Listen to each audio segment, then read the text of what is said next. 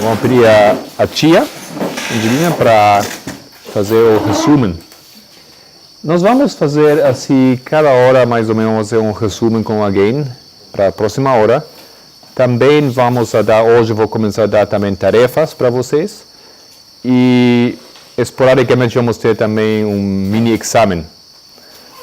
Lembrando as coisas que já foram ensinadas para assim, dessa maneira melhor. Lembrar e recordar o que se ensina aqui, ok? Você quer vir aqui em frente?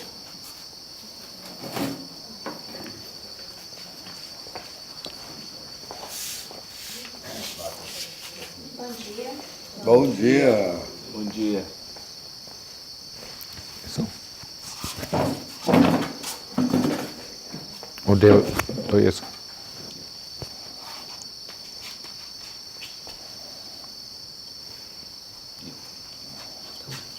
Trouxe? Vai ter que segurar isso.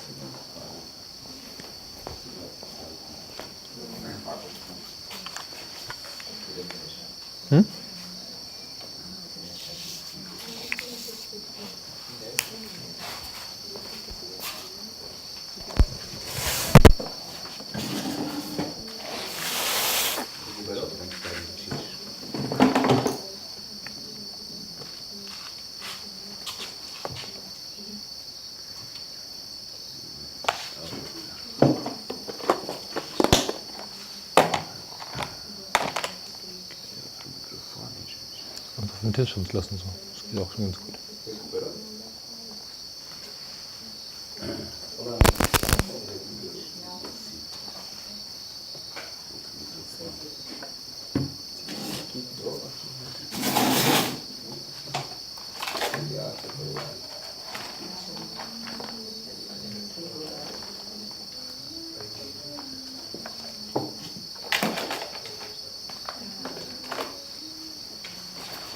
Vamos hacer eso aquí.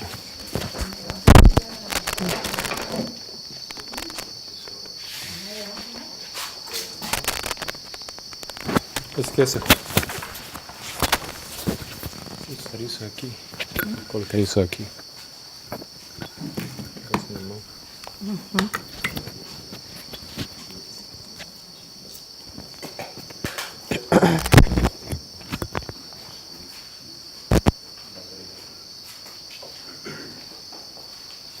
Bom dia.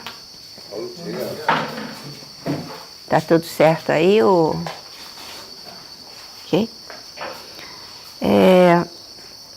Nós estamos estudando, do que eu entendo, nós estamos estudando a metodologia do nosso movimento. Aí eu fui no dicionário, método seriam os modos de proceder a fim de atingir um objetivo. Qual é o nosso objetivo? É conhecer a Deus, temer a Ele e cumprir a sua palavra no nosso tempo. E para que a gente entenda o que está acontecendo, o que vem acontecendo nos últimos 30 anos, que parecia uma coisa espontânea e errática, na verdade, teve um método, e esse método está sendo estudado mais detalhadamente agora. E a metodologia, que é o ensino do método, dos métodos usados, seria uma ciência que está ligada ao estudo do método para atingir algum objetivo, que é o nosso. Então, Marco falou de qual é o nosso objetivo final, é de construirmos o templo da Igreja Triunfante. E aí precisa de fundamentos e precisa para poder levantar o templo. Isso começou há mais ou menos 30 anos atrás, com um evento mundial, que foi a queda do Muro de Berlim, em 1989. A partir de então, o Jeff se atentou para isso e começou a estudar mais profundamente as escrituras e mais profundamente o que ele já conhecia ou o que ele precisava conhecer. E começou a restaurar verdades, começou a relembrar, a buscar verdades que estavam esquecidas. E aí foram sendo desenvolvidos princípios, regras, que foram norteando o caminho dele e o caminho de quem estudou junto com ele. Como o alfa e ômega, como o conhecimento do fim desde o princípio, resgatou as regras de Miller e foram caminhando, esse grupo de estudos foi caminhando até que em 2004, de 2004 a 2012, foram feitas 10 campais. E nessas campais foram estabelecidos os fundamentos desse movimento. E aí o Marco começou a estudar conosco a questão de Moisés, que viu a presença de Deus, entendeu que era a presença de Deus, queria conhecer esse Deus, queria estar com esse Deus, mas ele não tinha o evangelho adequado para estar diante desse Deus. E foi solicitado a ele que tirasse suas sandálias, seus sapatos, porque estavam sujos de um evangelho torcido, né? De um evangelho segundo as próprias crenças, as crenças pessoais. E aí foi colocado que a Igreja Adventista hoje não tem como entender esse evangelho, porque esse evangelho foi corrompido ao longo do tempo por uma série de fatores.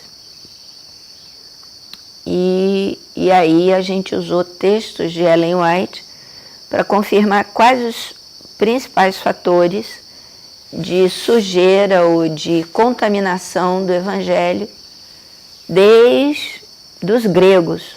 Aí a gente retornou aos gregos, a filosofia helênica, a forma de proceder helênica, que se perpetua até nossos dias, seja nos esportes, seja na maneira de pensar, seja na maneira como decidimos as coisas.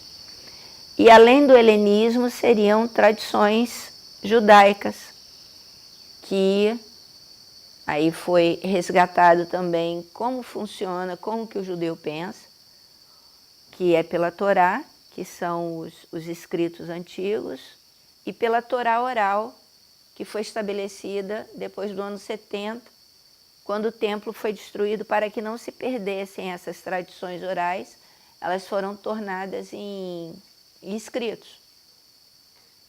E isso tudo para que a gente possa entender o momento que a gente está vivendo agora, que cada um de nós precisa desaprender coisas, como Moisés teve que desaprender coisas, e aprender coisas de acordo com a vontade de Deus.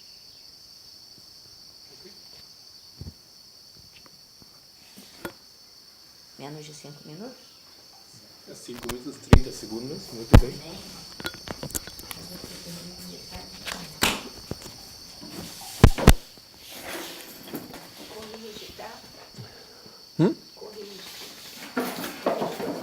Tá bem, muito obrigado. Algo assim, eu espero de vocês fazer um resumo de 5 minutos só. Então, até agora, movimento da reforma, escuridão, e aqui vem um reformador. O reformador tem as mesmas condições com os outros do seu tempo. para que ele possa se converter no reformador ou que ele precisa aprender uma nova metodologia. Vimos isso na história de Moisés. Ele tinha o evangelho errado. E Deus falou, você tem que sacar os sapatos para compreender a verdade. O evangelho dele foi falso. E Deus tinha que ensinar ele de novo como entender o que é ele, como entender o que Deus quer de ele, como poder entender o que a profecia para seu tempo significa. Vimos no tempo de Cristo que existia, talvez Moisés podemos ter evangelho falso, os problemas do tempo de Moisés. Profecia,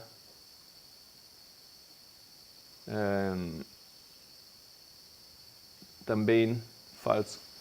Então, a maneira como eles interpretaram foi falso, foi errado. E depois vimos um exemplo do Cristo, onde ele tem que lutar contra as tradições e as filosofias. E falamos que isso aqui é a Torá oral e isto o helenismo. Tem sempre esses componentes que causam a escuridão. E sem vencer esses componentes que fazem impossível de ver a verdade, o movimento de reforma não pode acontecer. Ok?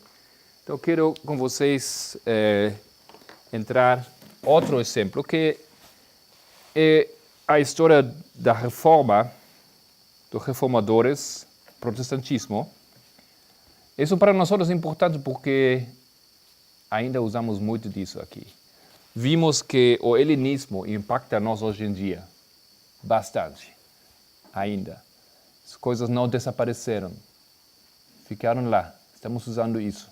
Isso está no movimento, está nas nossas cabeças. Fomos educados dessa maneira. E aqui com a metodologia dos protestantes, ou desse tempo também temos muito que ver ainda. Então, se alguém tem um iPhone ou iPad, eu poderia compartilhar esse documento agora. Está em inglês, algumas coisas eu já coloquei em português. Vocês colocam seu AirDrop. Ou também o Gabriel, a Solange, eles têm os documentos, podem compartilhar. Como é que eu acho isso? Você sabe me dizer? Sim. Mas aqui embaixo, você sube na pantalla inicial, assim, e aí coloca AirDrop. Ok. Bom. Muito bem. Estamos na página 17.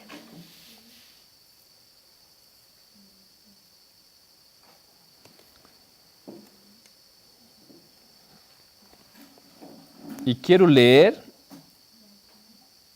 do Grande Conflito, página 120. Vamos ler alguns textos aqui nessa página, as seguintes páginas. Então, se vocês puderem abrir o Grande Controvérsia, o Grande Conflito, página 120, primeiro parágrafo. Preeminente entre os que foram chamados para dirigir a Igreja das trevas do papado à luz de uma fé mais pura, acha-se Martinho Lutero. Zeloso, ardente e dedicado, não conhecendo outro temor senão o de Deus, e não reconhecendo outro fundamento para a fé religiosa além das Escrituras Sagradas. Então aqui temos já Lutero, uma coisa que destaca ele, o fundamento para a interpretação ele somente reconhecia as Sagradas Escrituras. Aqui vocês veem lembramos que tem outras influências que impactam a compreensão da Escritura. A filosofia, as tradições, as opiniões humanas, a opinião eclesiástica, os líderes, ok? Mas ele não aceitou isso. Vamos ver bem mais em detalhe o que significa isso aqui, nessa reforma. Mas isso basicamente, isso que permite que ele se converta no reformador do movimento, não reconhecendo outro fundamento para a fé religiosa além das Escrituras Sagradas. Isso foi muito difícil no seu tempo. Lutero foi homem para o seu tempo. Por meio dele, Deus efetuou uma grande obra para a reforma da igreja e esclarecimento do mundo. Movimento de reforma da igreja. 124, primeiro parágrafo. Página 124, primeiro parágrafo. Mesmo livro. Lutero foi ordenado sacerdote, sendo chamado do claustro para o cargo de professor da Universidade de Wittenberg. Estamos agora saltando um pouco no tempo. Ali se aplicou o estudo das Escrituras nas línguas originais. Vamos ver que isso foi muito importante. Para ele poder compreender o que, na verdade, a Bíblia fala, para ele poder compreender o Evangelho, ele precisava estudar nas línguas originais. Ok? Começou a fazer conferências sobre a Bíblia. E o livro dos Salmos. E os Evangelhos e as Epístolas abriram-se à compreensão das multidões que se deleitavam em ouvi-lo. Staupitz, seu amigo superior, insistia com ele para que subisse ao púlpito e pregasse a palavra de Deus. Lutero hesitava, sentindo-se indigno de falar ao povo em lugar de Cristo. Foi apenas depois de longa luta que cedeu às solicitações dos amigos. Era já poderoso nas Escrituras e sobre ele repousava a graça de Deus. Sua eloquência cativava os ouvintes. A clareza e poder com que apresentava a verdade levavam-nos à convicção e seu fervor tocava os corações. Interessante aqui, não? Temos alguns paralelos com Miller. Acho que Helena White descreve a Miller com palavras similares. Saltamos à seguinte página, 125.2. Depois de voltar de Roma, Lutero recebeu na Universidade de Wittenberg o grau de doutor em teologia. Estava agora na liberdade de se dedicar, como nunca antes, às escrituras que ele amava. Fizera solene voto de estudar cuidadosamente a palavra de Deus. E todos os dias da sua vida, pregá-lo com fidelidade. Isso que ele está fazendo aqui, nós estamos fazendo hoje, mas ninguém fazia antes. Isso não foi que os cristãos fizeram. Podemos dizer uns mais de 1000 anos, ou mais ainda. Okay? Eles não tinham essa costume de estudar cuidadosamente as Escrituras. Para nós hoje em dia é normal, mas Lutero, ele causou isso. Ele abriu essa possibilidade para todo o mundo. Estudar cuidadosamente a palavra de Deus e todos os dias da sua vida, pregá-la com fidelidade e não os dizeres e doutrinas dos papas. Ok? Então aqui de novo. No tempo do Lutero, o problema foram as doutrinas dos papas, ou um dos problemas. Não. Ele tem que solucionar isso para poder entender o que Deus queria. Ele precisava desfazer isso para abrir a possibilidade de Deus fazer uma reforma nesse tempo. Não mais era o simples monge, o professor, mas o autorizado arauto da Bíblia. Foram chamados para pastor a fim de alimentar o rebanho de Deus, que tinha fome e sede da verdade. Declarava firmemente que os cristãos não deveriam receber outras doutrinas, senão as que apoiam na autoridade das Sagradas Escrituras. Essas palavras feriram o próprio fundamento da supremacia papal. Continham o princípio vital da reforma.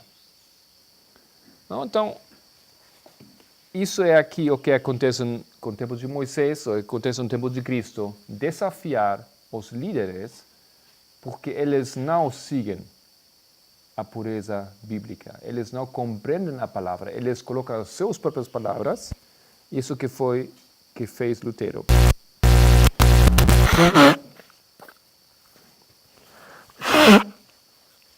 126.1. Lutero via o perigo de exaltar teorias humanas sobre a palavra de Deus. Não? Teorias humanas.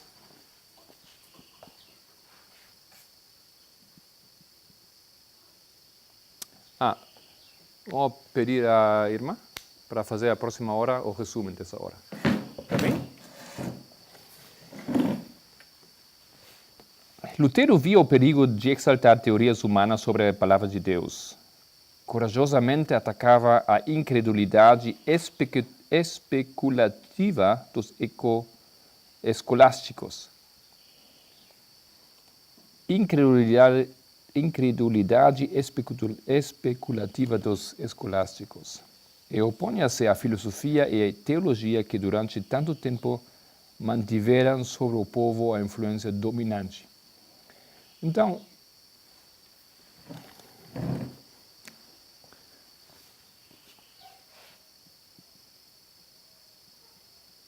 filosofia, teologia, escolásticos. Então, Helena White aqui fala de muitos problemas que existiam nesse tempo de Lutero. Ele tinha que desfazer isso, superar isso aqui, lutar com isso para poder compreender a mensagem de Deus para o seu tempo. Para compreender o que Deus realmente fala, para compreender o que Deus realmente queria, que foi impossível de compreender. Impossível. Porque isto aqui foi uma muralha para eles. Impossível de superar. Tem outro problema que eu não li esse texto aqui. Mas para compreender as Escrituras, o mais básico, talvez o mais básico é o seguinte: você tem que ter a Escritura. Não é assim? Sem ter a Escritura, é impossível de estudar a Escritura, ler. Não existia facilmente a Escritura. Lutero tinha um evento, um momento importante na sua vida, onde um dia na biblioteca ele descobriu uma Bíblia. E que é isso? Abriu a Bíblia, ele somente tinha ouvido algumas partes da Bíblia nos sermões dos pastores ou dos sacerdotes, mas agora tinha toda a Bíblia. E isso não foi uma coisa assim muito acessível nesse tempo. Ok. Helena White, falando desses problemas aqui. Agora quero entrar um pouco mais em detalhe, um pouco mais específico. E quero pedir a Gabriel nos ajudar aqui a traduzir esse texto. É um texto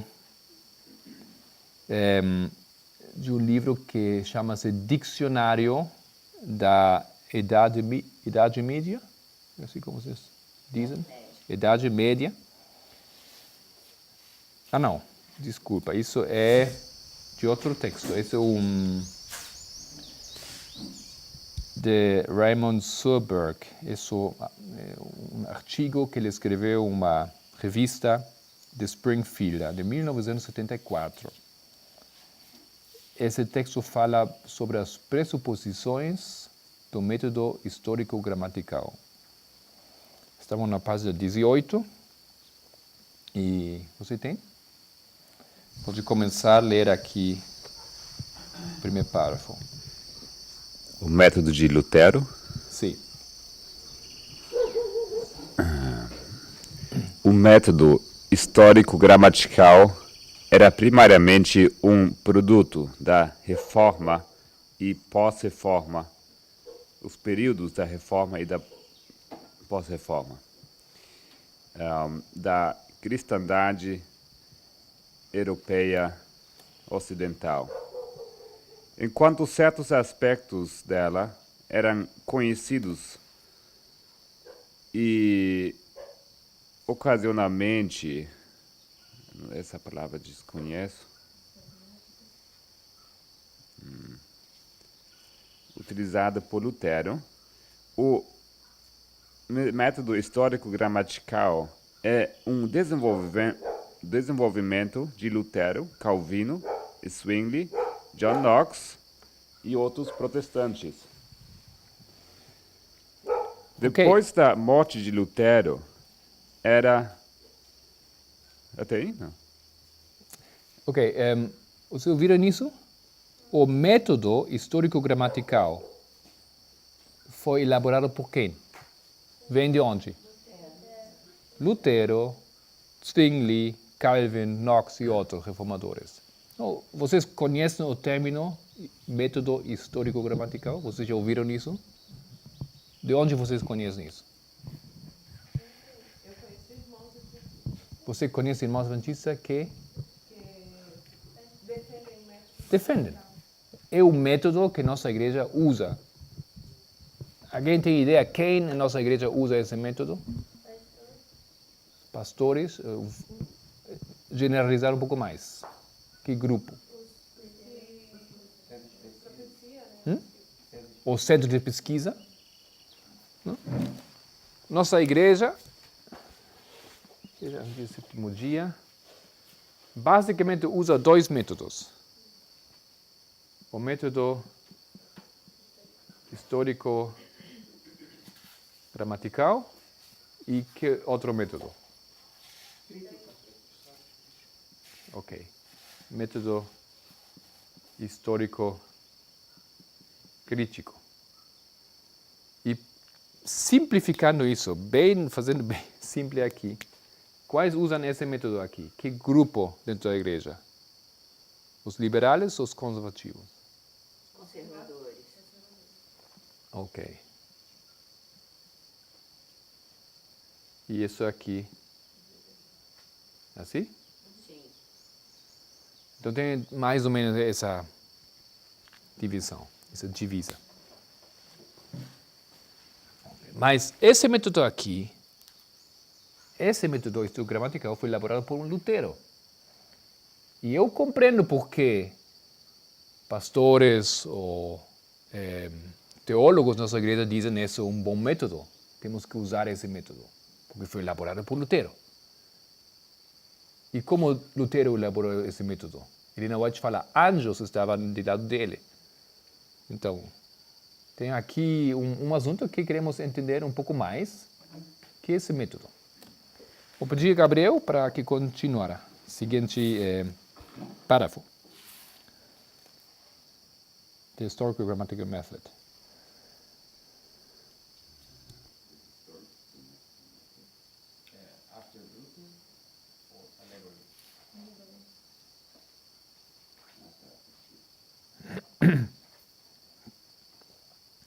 O método histórico-gramatical sai do contexto europeu ocidental, da cristandade europeia ocidental, e foi desenvolvido em relação ao método alegórico, que tinha dominado mais ou menos a história da igreja da cristandade latina por mais que 1000 anos. Ok, muito obrigado. Então, por que Martin Lutero elaborou esse método aqui? Qual foi o problema? Qual foi o método que existia nesse tempo? Alegórico. Ok. O método alegórico. Doble L? Não. corre com uma... É assim? Não, acento agudo. Assim? Isso. Ok. Existia um método. Aí fala esse artigo, mais de quanto tempo? 1000 anos. Basicamente está falando de que período? Não está período de 1260 anos. Antes disso. Hã? Como? Mais ou menos. Mais ou menos. Vamos ver um pouco mais quando começou esse método. Existe esse método. Vocês já ouviram esse método? Não. Eu tampouco não sabia nada desse método, mas esse é o método que a cristandade usava por mais de 1000 anos. Esse foi o problema. Esse problema aqui contém todos esses outros problemas. Não? Mas, resumido, esse foi o método. Então, ele luta contra esse método e ele elabora um novo método, que é o histórico gramatical. E esse método permitia a reforma. Podemos continuar.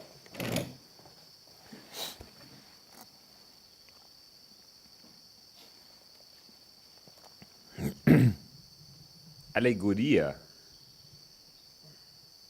adotada da literatura secular grega e da sua interpretação invadia a igreja já durante a era pré-nicena, como também nos séculos seguintes depois do Concílio de Niceia.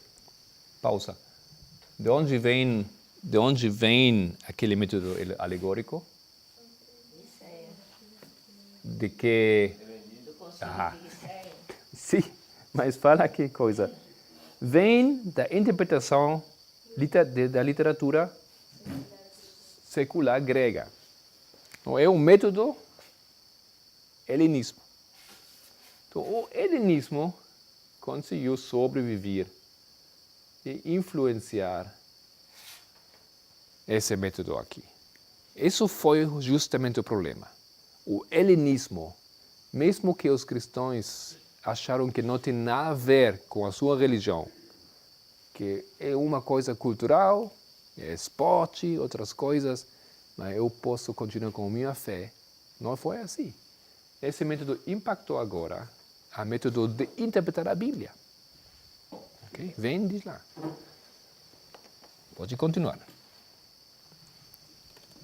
Ambos, Origen e São Agostinho, eram proponentes de um conceito de escritura diverso, eventualmente um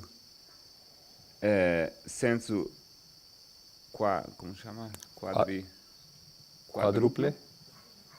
Foi praticado nas ramificações orientais e ocidentais da cristandade asiática e europeia, respectivamente. Depois da morte de Agostinho, alegorismo chegou a ser o método dominante de interpretação bíblica. Ok. Vamos resumir aqui. Tinha dois nomes aqui, dois homens. Quais foram esses homens?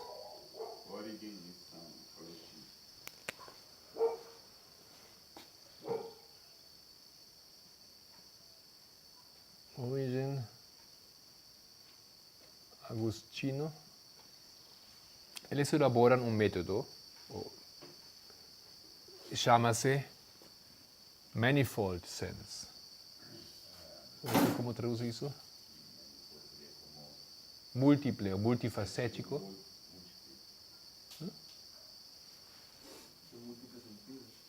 Uhum.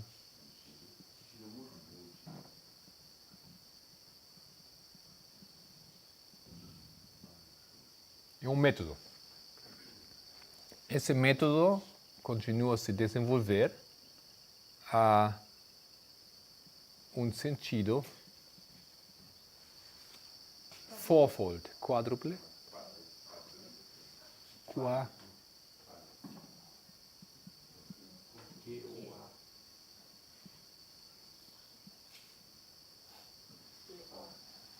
Quadrupla? Lo? Quadruplo. Ok? Vamos olhar aqui isso aqui.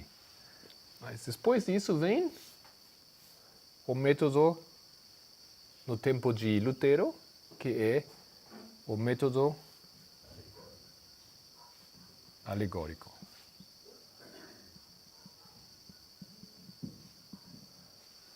Ok? É a história do desenvolvimento dos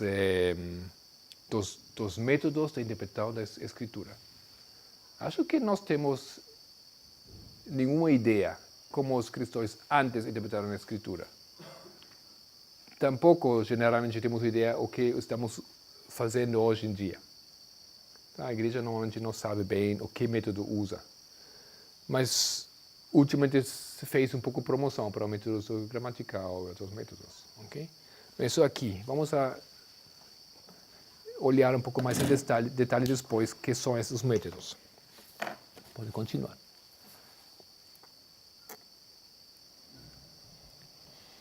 Em adição a seu uso,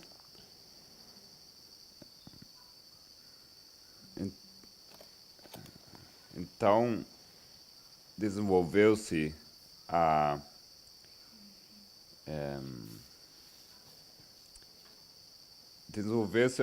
o conceito, a ideia que o bispo de Roma,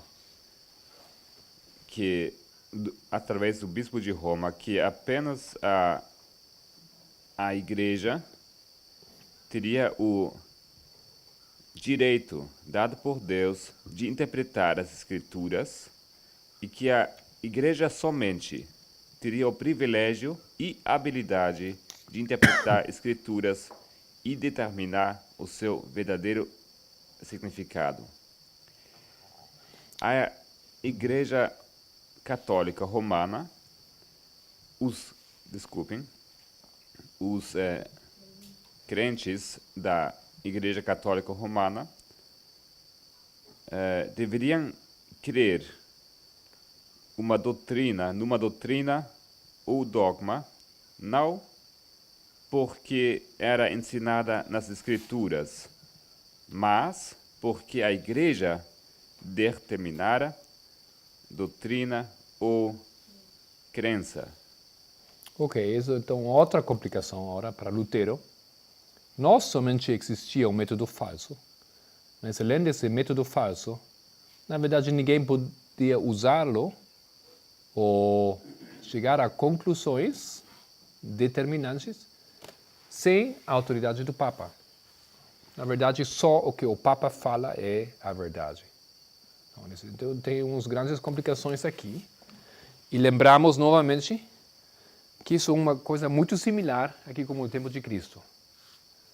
Tinha-se duas coisas, filosofias, o método falso, e tem as tradições, a palavra que determina a verdade, a palavra da igreja. Mesma coisa no tempo de Lutero. Continuamos. Toda a cristandade deveria reconhecer o corpo de ensino da igreja, mesmo sendo um dogma que não se encontrava nas escrituras,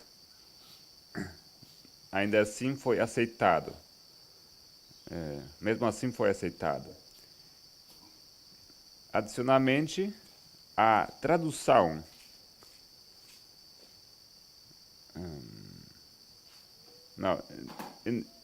adicionalmente, a Vulgata de Jerome, em muitos sentidos, uma boa tradução, porém,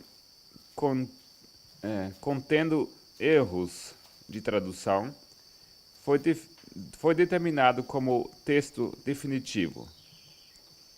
Quando assuntos de doutrina e ética eram abordados. Além disso, o cânon do Antigo Testamento era aumentado para incluir 10 de 14 livros que eram vistos como apócrifos, tanto pelas sinagogas dos judeus, como também das igrejas protestantes. Ok.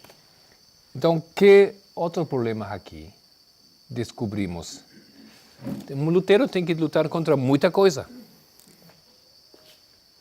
O método alegórico. A palavra do Papa. E que mais estava problemático para ele, para descobrir a verdade? A Bíblia autoritativa. Que é a Vulgata? A tradução em que idioma? Latim.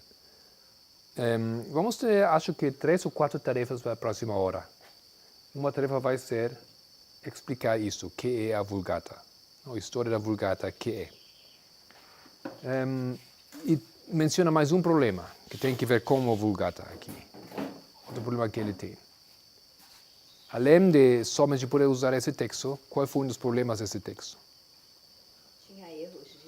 Tinha erros de tradução, sim? E mais uma coisa. Era latim.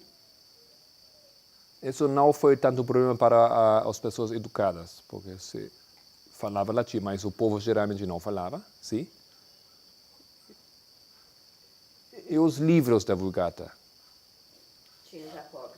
Tem uns livros mais. Quantos livros mais?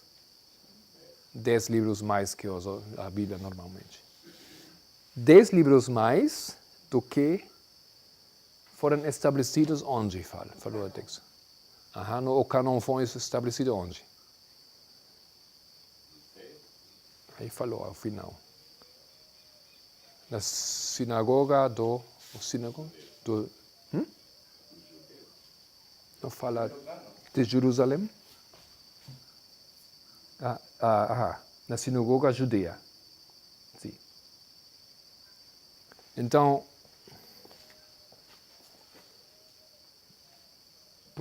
problema aqui, com a Vulgata, a tradução e o canon. Ok? Muitos problemas muito grandes aqui para resolver. É nesse movimento de reforma. Logicamente, você não pode compreender a verdade com esse método, primeiramente. Você não pode. Depois, se o Papa não concorda, você não pode compreender a verdade, porque o Papa vai falar, não, isso não é verdade. Grande problema. E depois, se você poderia estudar a Bíblia, sendo que você falaria latim, não tinha uma boa tradução. Tem livros que não são bíblicos e tem erros de tradução. Ok? Tudo isso aqui, Lutero tinha que enfrentar. A obra desse homem e os outros reformadores, uma obra muito grande. Então, temos talvez aqui uma ideia mais específica. E foi uma luta ao nível da metodologia. Ok?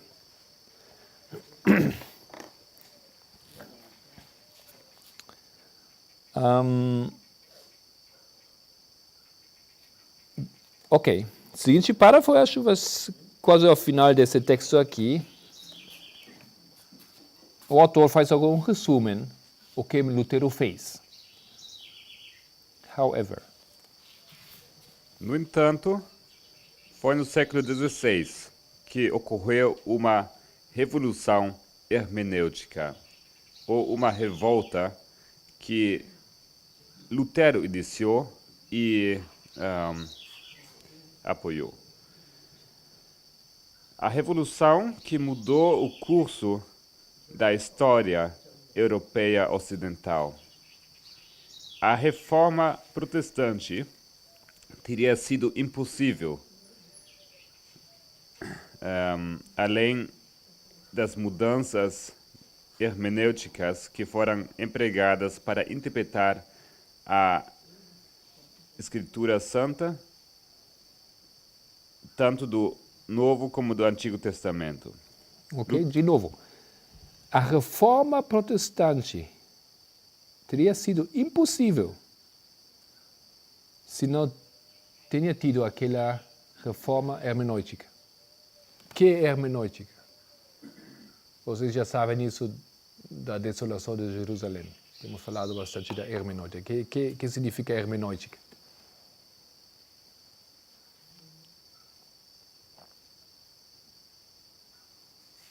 Você tem uma ideia que quer dizer hermenêutica? Eu estou usando a hermenêutica.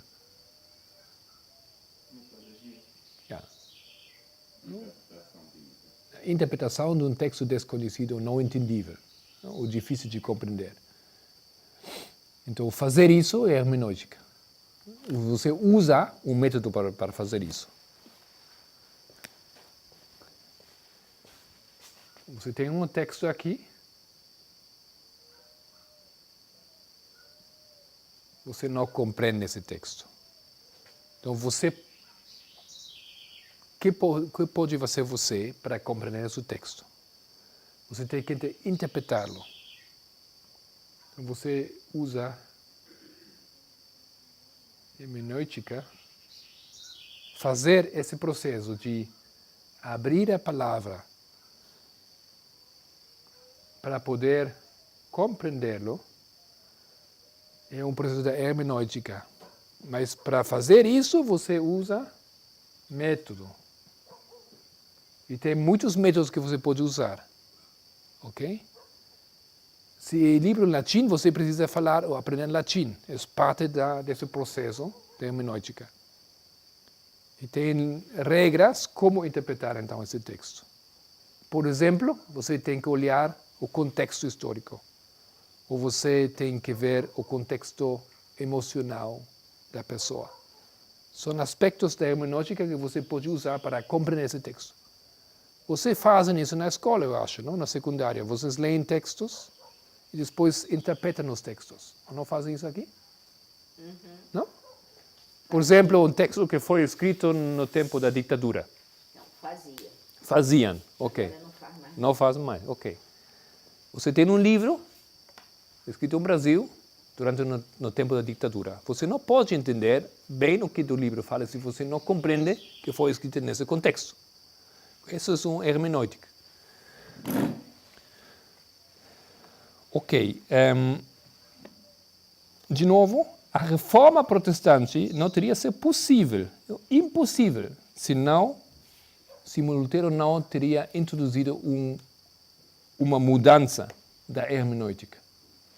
Porque isso aqui é a hermenêutica desse tempo. Isso aqui. O método alegórico. Esse método que usaram eles para interpretar a Bíblia é o método alegórico. Então isso aqui, isso é tudo tudo isso é um sistema elaborado por Satanás para que a humanidade não pode compreender a Bíblia. É bem elaborado por mais de 1000 anos. E ele fez impossível para compreender a verdade. Mas parecia, sim, que eles estudaram a Bíblia. Sim, parecia estudar a Bíblia.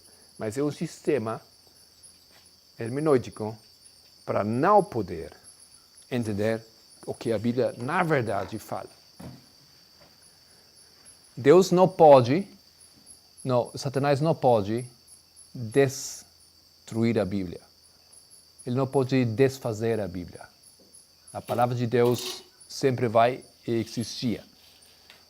Mas ele sim pode influenciar, impactar o método como os seres humanos acham como aprender, como abrir, como ler a Escritura. E isso é o que aconteceu aqui. Pode continuar, por favor? Tem que página?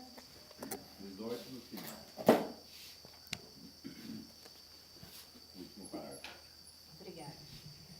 Lutero, Calvino, Zwingli e outros reformadores rejeitaram o sentido quádruplo da Bíblia ou de um perícope. Lutero realizou percebeu que permitir que a escritura fosse interpretada pelo seu método, por aquele método, aquele quádruplo, seria fazer da Bíblia o nariz de cera, que seria torcido para qualquer sentido que o interpretador, o intérprete desejasse, que queria dar o sentido que o intérprete queria dar a essa passagem. Foi declarado que uma passagem somente teria somente um significado. Além disso, houve uma contenda de Lutero e outros reformadores que somente a escritura determinava o significado de um texto e não a igreja. E se doutrina da igreja ou dogma contradizerem a Bíblia, a igreja ou os ensinos da igreja deveriam ser rejeitados. Ok, acho que isso está bem. Foi declarado, o texto fala aqui, que um parágrafo só tem um significado. E esse significado é estabelecido pelos teólogos e pelo Papa. Okay? Lutero lutou contra isso. Ele falou que o único que determina o significado da Bíblia é quê? Sim? Mas a Bíblia mesmo, ok? A Bíblia se expõe, se explica a si mesma. Esse é um princípio que foi muito importante também para Miller compreender. E a esse método ali, ele fala, foi um método, ou método alegórico, temos aqui, alegórico, que foi um método que simplesmente permitia que a Bíblia significa o que você quer, ok? Esse método. Então vamos a olhar um pouco mais o sentido disso aqui. Isto aqui, o sentido quádruplo, esse sentido da interpretação da Escritura é o sentido que existia por muito tempo, até se formar. Isto aqui, vamos ver as partes desse sentido. O sentido quádruplo da Escritura é este aqui. Quer dizer que tem quatro maneiras ou quatro partes, ou quatro aspectos da interpretação da Bíblia. O primeiro aspecto é que a Bíblia tem um sentido espiritual.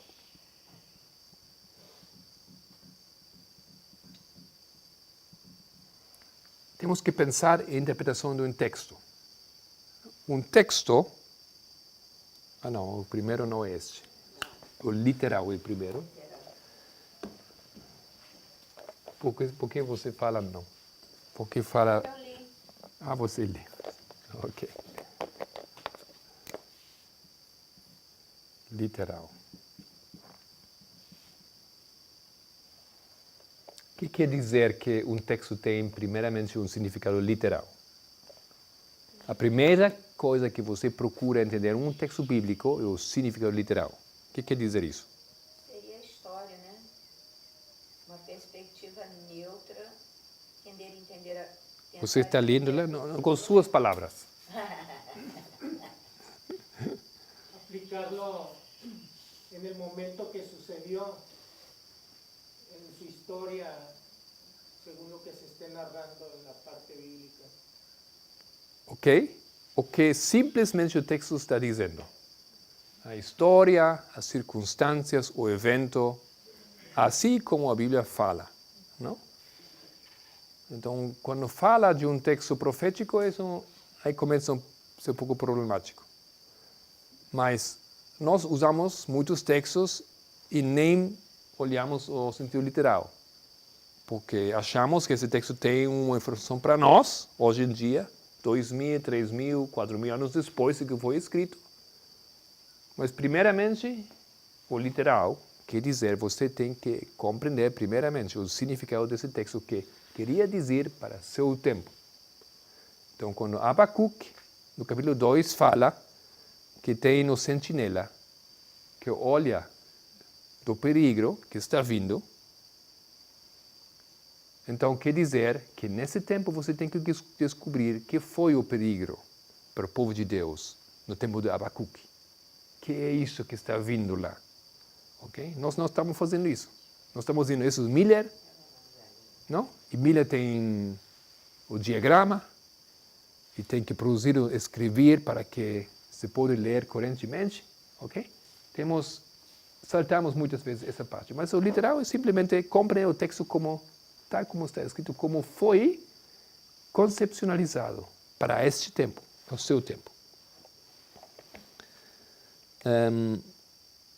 E a tia estava lendo aqui a definição que eu coloquei aqui.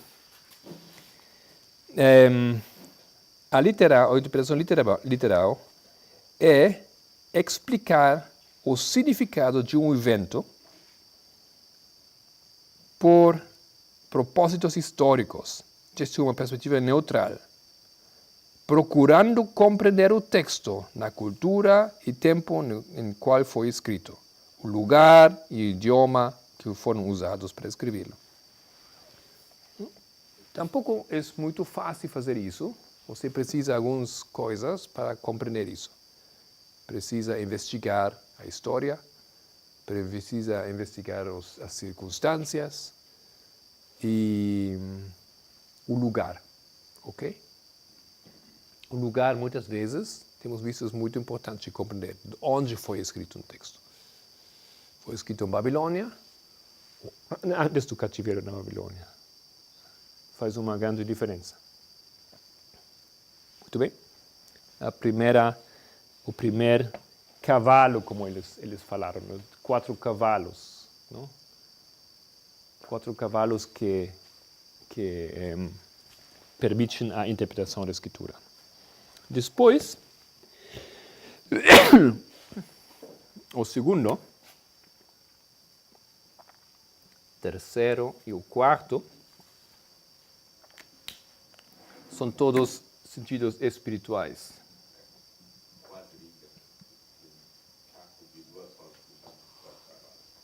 Aham. Fala de novo. A quadriga e um carro de 2 rodas puxado por 4 cavalos. Eles podem chamar de quadriga. Vocês conhecem talvez dessa famosa porta em Berlim. Todo mundo viu essa porta com a queda do muro. A porta do Brandenburgo, onde lá em cima tem a quadriga. Um carro com 4 cavalos. Umas películas dos romanos, não? Etc. Então, espirituais ou espiritual, como fala, literal e espiritual.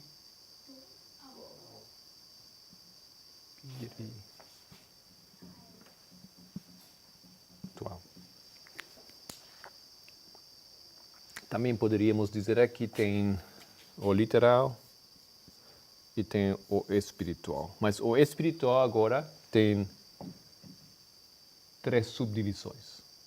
Okay? A primeira subdivisão é o alegórico.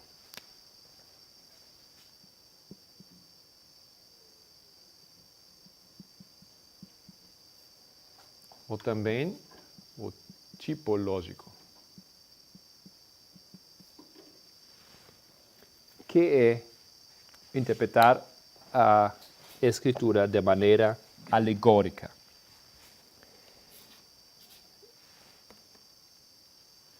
Uma definição. Conectando os eventos do Antigo Testamento com o Novo Testamento. Especificamente, compreender ou fazer conexões alegóricas entre os eventos da vida de Cristo com as histórias do Antigo Testamento.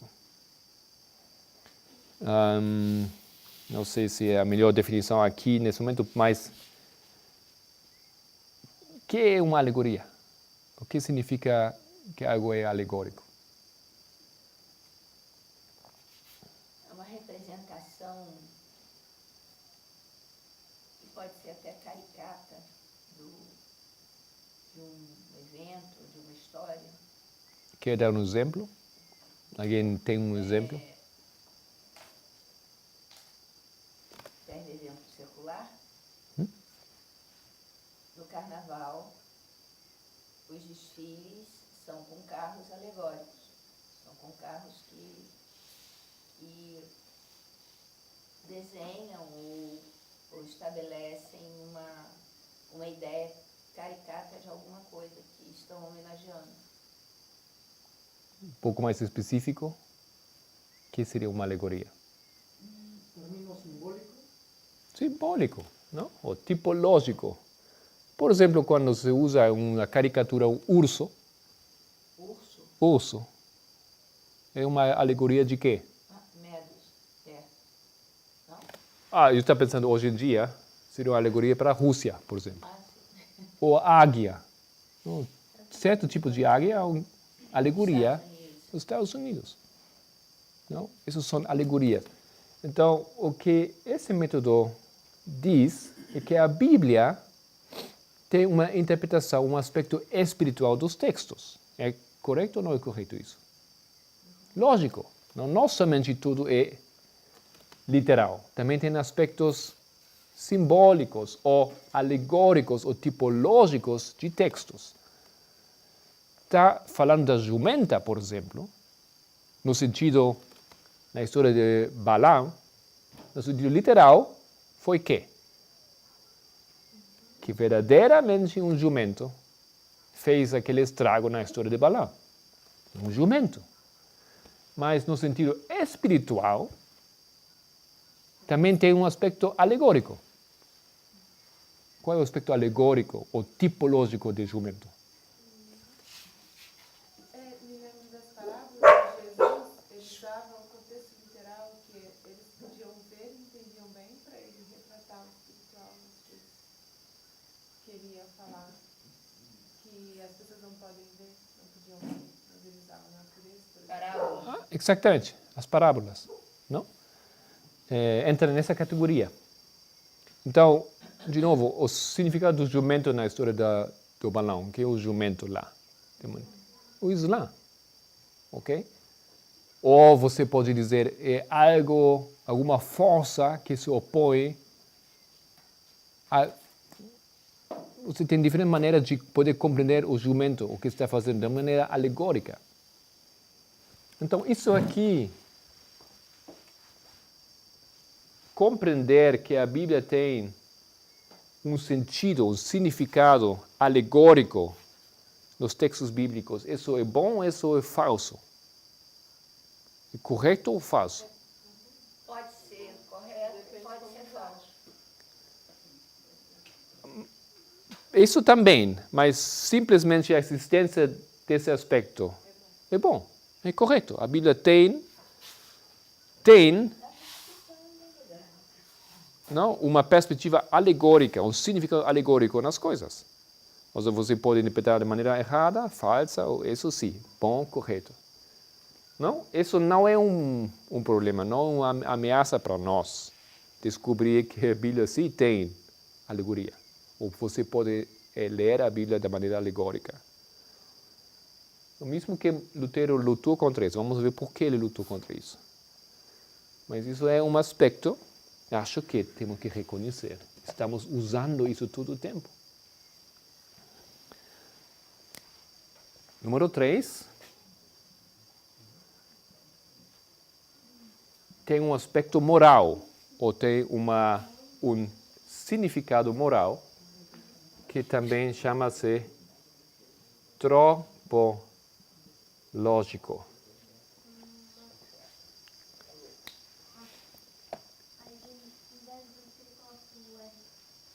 Onde?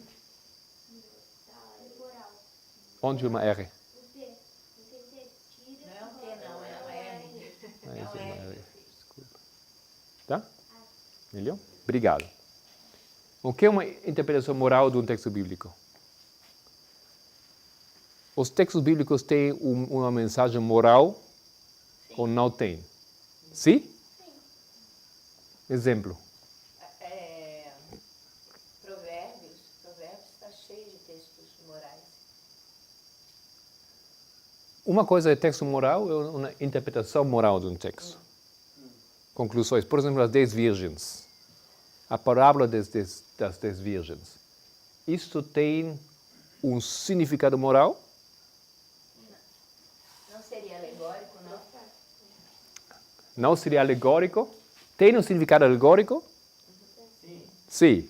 Tem significado moral? Tem. Qual é o significado moral? Está preparado. Sim. Não? A moraleja, vocês dizem? Moraleja? Não, moral. A moral da história é... Não? A moral da história é... O ensino da história. O ensino da história é... Não? Tem 2 grupos, você pode se preparar, você tem que se preparar para os eventos que vêm. É um moral. Muitas vezes, a igreja somente usa isso aqui. Talvez a maioria dos casos, os pastores estão usando isso hoje em dia. A moral da história. Só olhando esse aspecto. Não estudando esse aspecto, nem estudando esse aspecto aqui. Então, a Bíblia tem isso, tem muitos ensinos morais. É moral e tropológico. Esse é o término teológico, tropológico. E finalmente tem o que chama-se acho que seria anagógico. Analógico. Não? Anagógico. Anagogical em inglês. O que é isso? A interpretação anagógica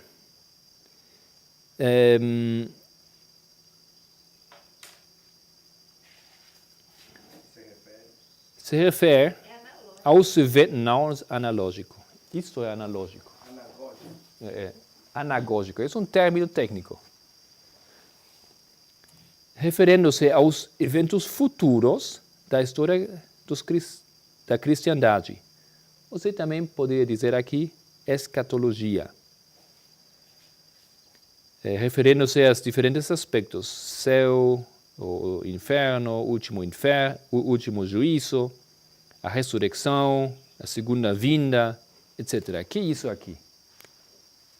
Aqui no dicionário, interpretação mística. Não. Anagógica ou mística. Essencialmente espiritual. Mas nesse contexto aqui, profético.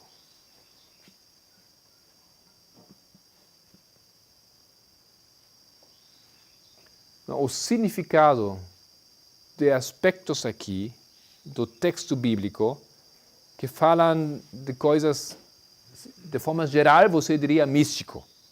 Assim, geral, não? Mas isso se refere à literatura em geral. É algo místico.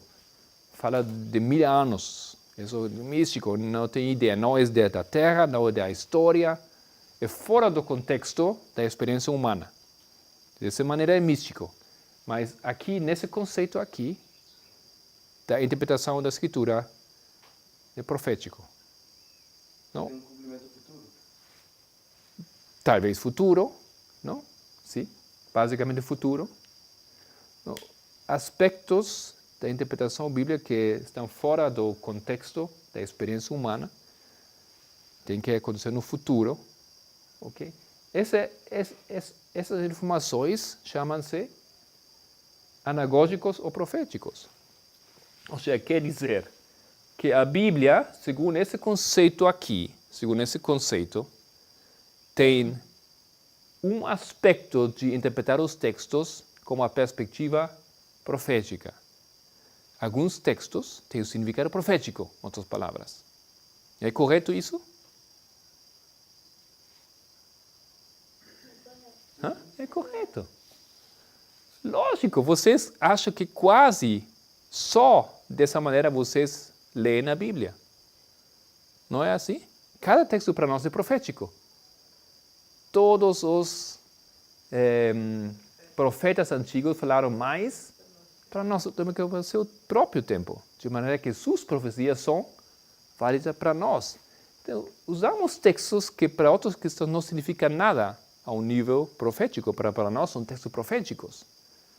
Então, o que eu estou dizendo aqui, e talvez por isso eu vejo um pouco assim uma dúvida em vocês, eu falei que isso é um método aqui, isso é todo um sistema de interpretação da Escritura que tem 4 perspectivas, ou 4 aspectos.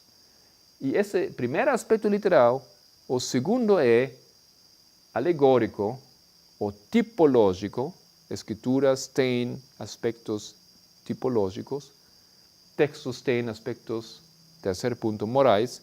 Os textos também podem ter aspectos proféticos.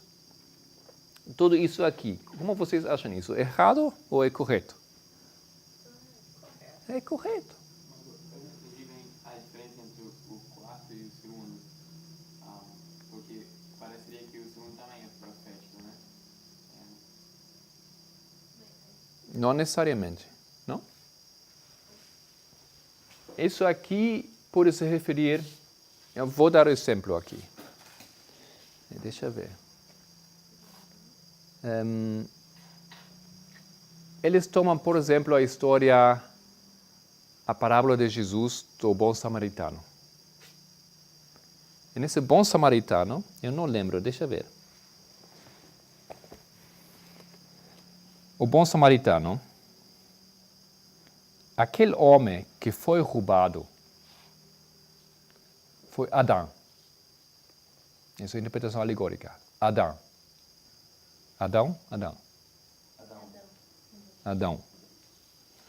Jerusalém é um paraíso. Adão caminha no paraíso. Jericó é o mundo. Eu saio de Jericó, sai do mundo, vai para o paraíso. Adão. O sacerdote é a lei. Ele confronta a lei, mas a lei não ajuda. Os levitas são os profetas. E o samaritano é quem? É Cristo. Ok? Isso é uma interpretação alegórica, mas não é profético. Ok? O jumento é o corpo físico de Cristo que está carregado com os pesares, com as coisas do mundo, do homem que foi ferido. As feridas são o quê? São os pecados dele. Ok? Aquele lugar onde ele foi levado é quê? É a igreja. A igreja cuida de aquele homem que sai do mundo porque está ferido. E a igreja procura de curar as suas feridas. E a promessa do samaritano para voltar e ajudar e visitar aquele homem ferido, que é essa promessa? A segunda vinda. Então, essa é uma interpretação alegórica. Não sei se nós achamos que isso é bom, mas como estou vendo, tem uma lógica. Funciona. Okay. Qual é o problema com isso aqui? Vocês acham que tudo isso é bom? Vocês usam isto aqui. Eu sei que vocês usam. Nós ensinamos que temos que ver o aspecto literal do texto. É importante. Nós sabemos que o texto bíblico tem um aspecto espiritual também. Precisamos compreender. Agora, tem diferentes categorias do espiritual e nós estamos fazendo isso aqui. Também isto e isto. Então, qual é o problema? O problema é que agora como você descobre o significado profético de um texto. Não é assim? Como você determina o significado alegórico de um texto, ou moral? Quais são as regras que você usa para chegar a isso? Então, isto assim, de maneira básica, eu acho correto. Deveríamos fazer isso. Mas, as regras para chegar à conclusão, isso é o problema agora. Aí, nesse detalhe, temos que aprender como fazer alguma coisa ou como não. Para terminar, para fechar essa hora, esse sentido quádruplo logo ficou quase somente isso aqui. Isso sim, eles reconheceram que existiam os outros aspectos, mas o mais interessante e o mais importante para eles, por mais de 1000 anos, foi isto aqui, a alegoria de um texto, o sentido alegórico. Se diria eu de uma maneira um pouco provocativa, para nós, qual é o aspecto mais importante aqui? Temos uma ênfase nesse aspecto aqui, quase esquecendo que tem outros aspectos que são importantes e precisamos. Procuramos ensinar nosso movimento que, primeiramente, precisamos estabelecer o sentido literal de um texto. Estamos procurando de fazer isso. A Manu Pamenda falou bastante disso. Não sei se Wesley também, ok? Agora, não falamos muito disso porque, às vezes, eu acho que isso parece bastante óbvio ou claro, o sentido moral, inerente. Colocamos o peso nesse aspecto. Não, o problema com isto aqui é justamente esse exemplo que eu dei. E o que aconteceu nesse tempo, eles procuraram de interpretar todo o texto bíblico de maneira alegórica. Tudo que a Bíblia fala, para eles tem uma interpretação alegórica. Deixa eu ver se posso encontrar mais alguns exemplos aqui. Por exemplo, a Arca de Noé. Para eles foi Maria. Sim, porque Maria tinha dentro dela o quê? A salvação do mundo. Jesus. Não? Então isso é o que acontece na arca. Para ser salvado, você tem que estar dentro da arca, você tem que estar dentro de Maria. Então, esse tipo de ideias eles elaboraram. Ok? Claro, isso é o grande problema do método alegórico como foi usado nesse tempo. Simplesmente foram ideias das pessoas. As pessoas que se destacaram foram que mais ideias originais ou ideias criativas tinham que um texto pode ter. Essa interpretação, por exemplo, aqui do bom samaritano, as pessoas ficaram assim, uau! É verdade, isso que significa. Faz tanto sentido. Parece tão lógico. E, nossa, como ele descobriu isso? E assim, eles então, isso foi como um jogo, não? Um jogo de procurar ideias que faziam sentido para interpretar os textos. Exposições. Suposições.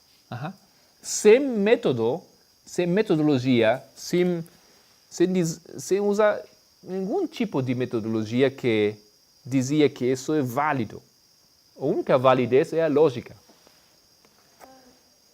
Me veio à mente alguma leitura que fiz no livro de educação, eu acho que atribui-se a espiritismo, porque a palavra do homem em cima da palavra de Deus é a sua própria interpretação. Exatamente. O único que aqui permite de interpretar algo é a ideia do ser humano, as suas ideias. É uma interpretação privada, absolutamente 100% privada. Talvez influenciada pela cultura, pela crença, o significado de Maria era muito importante, por isso muitas coisas era Maria. Tem outros exemplos mais e vamos a continuar isso na próxima hora. Mas antes de de continuar, queria dar para a próxima hora, que é domingo, não? Ou amanhã temos uma... Não. Domingo, queria 4 tarefas, e são somente para 4 pessoas. Então, vamos continuar aqui com Pedro. Você pode fazer Você pode apresentar. E eu quero que vocês apresentem somente em 10, máximo 15 minutos. E isso é muito importante. Por favor, procuram não fazer uma coisa mais longa, nem uma coisa muito curta. 10 minutos a 15 minutos. Que você explica para nós quais são os pais da igreja cristã. Kirchenväter. Isso, normalmente a literatura fala dos pais da igreja cristã. Dá os nomes mais importantes e o significado, talvez, destacado de algumas pessoas. Origem, um nome que ouvimos. Quem foi ele? O que fez? Não tem que dar a biografia das pessoas. Mas você fala isso são os famosos nomes dos famosos pais da igreja. Não só a igreja católica, é antes da igreja católica. Desenvolveram em que é a igreja católica. Esse fez isso, esse introduz essa ideia, assim. Ok? E também procuram fazer o seguinte. Você tem que fazer 3 coisas quando apresenta. Você tem que dizer o que vai dizer. Você tem que dizer o que você vai dizer. Eu vou falar da metodologia. Ok? Agora eu vou explicar que a metodologia tem 4 aspectos. O aspecto primeiro chama-se assim, 4, etc, etc. Okay? Mas você vai dizer o que vai dizer. Depois você tem que dizer o que quer dizer. E finalmente você tem que fazer um resumo do que você falou. Okay? Tudo isso em 10 minutos, 15 minutos. Isso é como nós temos que estruturar uma apresentação. Vamos a treinar isso. Então, para Rafael, por favor, explica o seguinte. Qual foi a sinagoga, a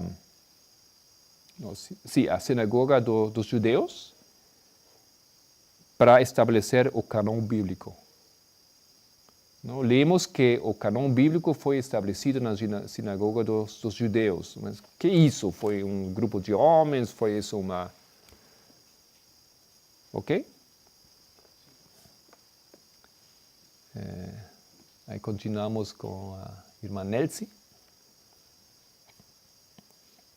Explica-nos o que é a Vulgata. O que é isso? Dá-nos alguns dados, algumas informações sobre isto. Né? Para nós saber o que é isso. Quando falamos da Vulgata, quando foi traduzido, quem traduz, que idioma, quais são os problemas. Ok? Você quer participar? Ok? Solange, então...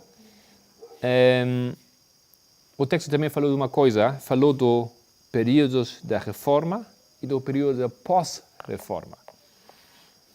Temos uma boa ideia que é o período da reforma, de Lutero, etc. Mas também fala do pós-reforma. O que é isso? Precisamos as datas, os homens. Ok? Tá bom? E para os outros, vamos continuar. Na próxima hora vou dar tarefas para outro dia.